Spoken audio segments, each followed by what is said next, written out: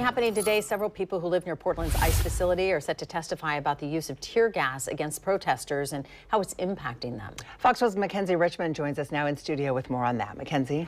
Well, several people who live in an affordable housing complex that's just right across the street from Portland's ICE facility say they've actually had to buy gas masks and wear them inside their homes, some even saying they've slept in them just to protect themselves from tear gas deployed by federal agents outside the ICE facility. Now, according to a complaint filed against the ICE facility, other people living nearby have had to tape their windows or stuff wet towels underneath their doors to keep those chemical munitions out. Well, children have even said they've actually slept in their closets just to escape the fumes.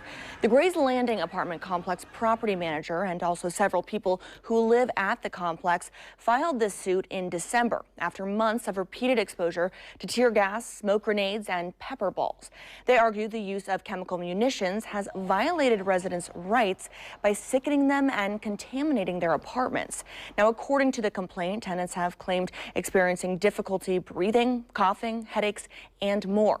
Susan Dooley, a 72-year-old Air Force veteran, said tear gas seeped into her apartment several times.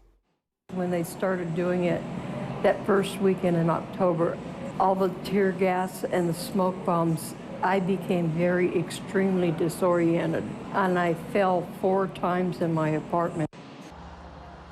Dooley said that some of the folks who filed the complaint, are set to testify in front of a federal judge today, hoping to limit the use of tear gas outside the ICE building. Now, in response to the claims, the federal government has said officers have had to deploy, quote, crowd control devices such as tear gas in response to violent protests.